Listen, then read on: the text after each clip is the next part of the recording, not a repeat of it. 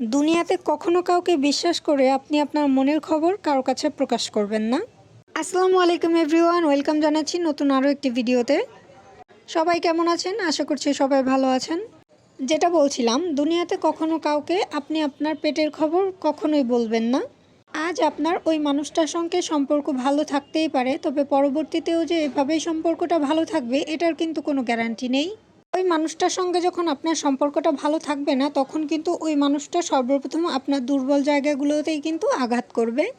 প্রতিদিনের মতো কী রান্না করব চিন্তা করতে করতে এই যে আজকে শাকভাজি করব আর একটু মুরগির মাংস রান্না করব, সেটাই রান্না করে নিচ্ছিলাম। আসলে মহিলাদের সবচাইতে কষ্টের ব্যাপারটা মনে হয় যে আজকে কি রান্না করব এই ব্যাপারটা। কারণ পরিবারের আবদারের তো আর শেষ নেই, একজন মানুষ এটা খেলে আরেকজন মানুষ ওইটা খায় না। তো সবার পছন্দের কথা চিন্তা করে তারপরে কিন্তু রান্নাবান্নাটা করতে হয়। বরাবরের মতো আজকেও বলছি, আমি যেহেতু এই সেক্টরটাতে নতুন, তো আমার কোনো ভুলভ্রান্তি থাকলে অবশ্যই কিন্তু ক্ষমার দৃষ্টিতে দেখবেন। আবারও মূল কথায় ফিরে যাচ্ছি। ওই যে বলেছিলাম, আপনার দুর্বল জায়গাগুলোতেই কিন্তু সেই মানুষটা আঘাত করবে, আর এই মানুষগুলো কিন্তু আপনার দূরের কেউ হবে না, সেটা কিন্তু আপনার আত্মীয় স্বজনের মধ্যেই বেশিরভাগ হয়ে থাকে। আমরা কেন জানি না, যাকে বেশি ভালোবাসি সেই মানুষটাই আমাদের বেশি কষ্ট দিয়ে থাকে। আর সেই মানুষগুলোই সবচাইতে বেশি ভালো থাকে যে কিনা মুখোশের আড়ালে থেকে সবার সঙ্গে ভালো ব্যবহার করে থাকে এবং মিথ্যে বলে থাকে। আর যেই মানুষটা সৎ থেকেও সবাইকে ভালোবেসেও মনের কষ্টটা কারো কাছে যখনই শেয়ার করতে যায়, তখনই কিন্তু পাল্টা সেই মানুষটার কাছ থেকেই কষ্টটা পেয়ে বসে আরও বেশি করে। তবে সব মানুষ কিন্তু এক নয়, কিছু কিছু মানুষ কিন্তু আছে যে সত্যিই আপনার ভালো চায়। সব সুখ দুঃখ কষ্ট সব কিছু একসঙ্গে ভাগ করে দুজনে মিলেমিশে থাকতে চায়।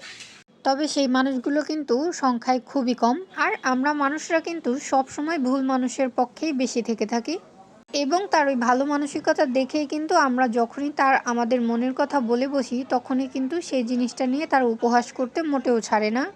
তাই আমাদের সবসময় বন্ধু নির্বাচনে খুব সতর্ক হওয়া প্রয়োজন। এরকম মানুষ অথবা এরকম বন্ধু থাকার চাইতে না থাকাই কিন্তু সবচাইতে ভালো। কিছু বন্ধু কিছু আত্মীয় স্বজন দেখবেন আপনার সামনেই কিন্তু আপনাকে ভালোবাসে, আবার কিছু আত্মীয় স্বজন বন্ধু বান্ধব তো দেখবেন আপনাকে শুধুমাত্র ভালোবাসে তাদের নিজের স্বার্থের জন্য।